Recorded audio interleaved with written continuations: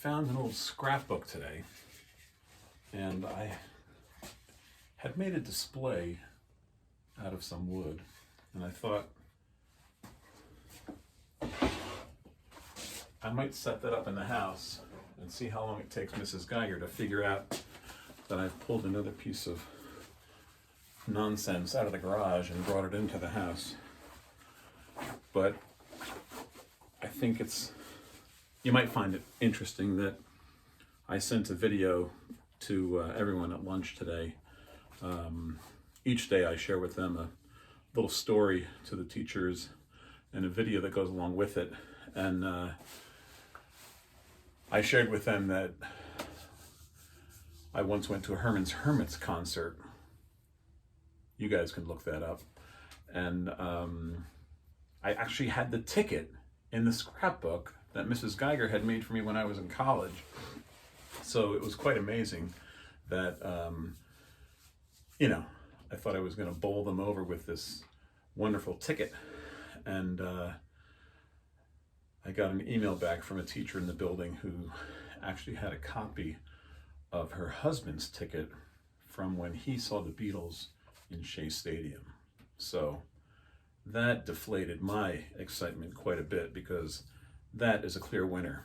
A ticket to a Herman's Hermits concert is not that big of a deal when you compare to what happened back in the day in Shea Stadium when the Beatles hit planet Earth, or planet America, I should say, and took the nation by storm. It was quite a year and quite a memory. I remember it very well, but I wasn't there. Of course, I was a little bit younger than that, than the average person going to that concert.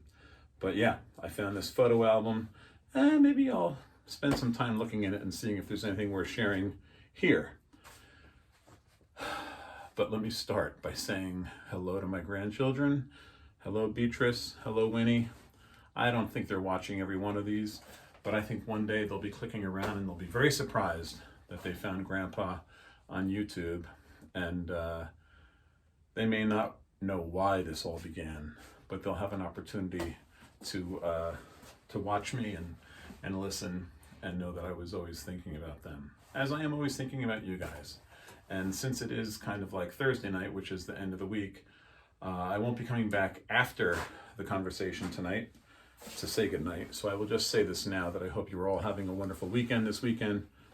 And we're going to hit it hard next week, once again, back at school. But in the meantime, stay well, stay happy, and warmer days are coming and better days are coming. So that is a promise that I can guarantee you, warmer days, and I hope and pray that better days are coming for all of us very soon. But in the meantime, I'm anticipating a guest any second. So let me set something up here, and we will take a moment to have a conversation with a true favorite of our students, as all of our teachers are, but in his particular realm, well, let's just get there. Hey, Mr. Lanni, how are you today? Hello, Mr. Geiger, thank you for having me. It's unbelievable. I'm so thankful that people are still willing to put up with me and tolerate me. These shows in the garage I think they're worth it. But anyway, thank you so much for coming on. I really appreciate it. So where are you? It looks like you're outside or something. I am outside. I'm in essentially a shed, but it is a little tiny workshop, a workspace that I have in my yard. And I built this little space a year to a year and a half ago. Oh, that's awesome. That's awesome. So a little, well, twofold, right? A getaway, or a place where maybe you put the kids when you want to have a quiet moment as well. Well, like every other space, they're starting to take it over. I'm sure they are. I'm sure it's tons of fun. That's awesome. That brings me up real quick. I wanted to mention to you, if you would be very interested in this, I think there's a book called A Place of My Own. And it's about a gentleman, I think Connecticut, who decides he needs a little studio. And he builds it in his backyard. But he builds basically a miniature version of like a California home. It's a beautiful, beautiful little space that he designs. His friend is an architect, and together they decide by building this backyard space, they can write a book about it. And a place of my own. You should check it out because it's. I think it'd be right up your. I think it'd be right up your alley. That could be my next project. Yeah, absolutely. We all need one, right? A place of our own, kind of a thing. Right. So I thank you so much for coming today because I had a couple of questions for you. And the first thing I wanted to talk about was your progress on your boat. No one would believe it, but you are actually building a boat in your backyard on the deck. That is correct. Give me a... My wife would. I had a different location, but I am building it on the deck. And it is a. I love boats. I've always loved boats. I've had a number of boats over the years, different sizes and kinds, from 22-foot sailboat all the way down to this, which is essentially it's made of exterior plywood, and it's an unusual design because it's a 3-piece modular boat. So how big is it? 9 foot long. Okay. And 3 foot wide, a little over 3 foot wide, and I'm going to be sailing it, but you can row it, and you can even put a little outboard motor on the back. That's awesome. And how many people can you put in a 9-foot boat? Well, this one I would say 1.5, and what I mean by that is myself and a child would be perfect. Okay. And I don't think for this particular boat would work. I'm sorry? 2 adults would not fit in this particular 9-foot boat, but partly because of the sections. It's because it's almost like 3 individual hulls in a set, so that water can't seep in. Each component could float on its own, which is what I liked about the design. And I don't have a lot of space, so it works because it nests into a small package, so you don't need a lot of area to keep it. So you sent me a video. Would you be all right if I shared that video with everybody? Sure. It's a little bit windy out, so in between winds, I set up just a little explanation of what it was that I was building and how it works. Okay, so why don't we break away and we'll show that now. Great. I made this boat over the course of the last month, and it is a 3-part or 3-piece modular construction.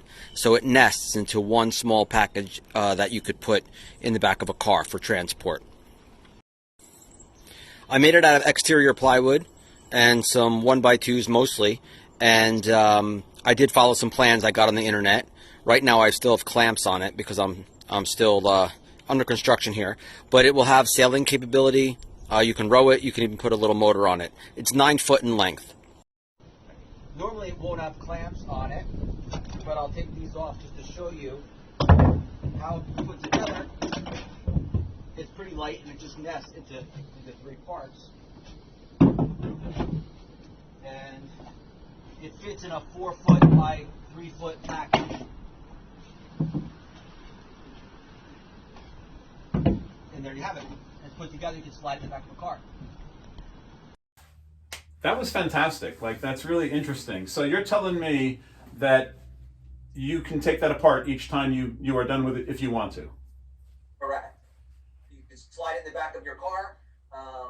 You don't need a trailer, which is what appealed to me about this particular design. I like that. And I live in an area where I have several lakes that are very accessible. Within 10 minutes, I can have it in the water. So I often, mostly in the summer, but even in the spring and fall, I try to get out on the water as often as possible. Your kids must love that. They do. That's awesome. So are you sewing the sail, or are you buying a sail? How does that work? So I found the sail I found an SAIL at an SALE. I found the sail at it was a garage sale, and it was a large sail from a big boat, and I cut it into. I looked at different patterns. I cut it to size, and I happen to have a neighbor who who really is a good seamstress. I couldn't sew it. So she's currently doing it for me to the specs that I cut out to. That's fantastic. And the mast? What about the mast? The mast I made, I actually just cut down a 2x4 really and varnished it. So that is, I'll show a picture when everything's finished. Right now it's in stages of finish. Part of it's varnished, part of it is primed, waiting to paint, but most of it, the construction is finished. So you might think this is not true, but Mrs. Geiger was talking to me the other day about, like, I'm always messing around in the garage. And she says, but you never really do like the big project.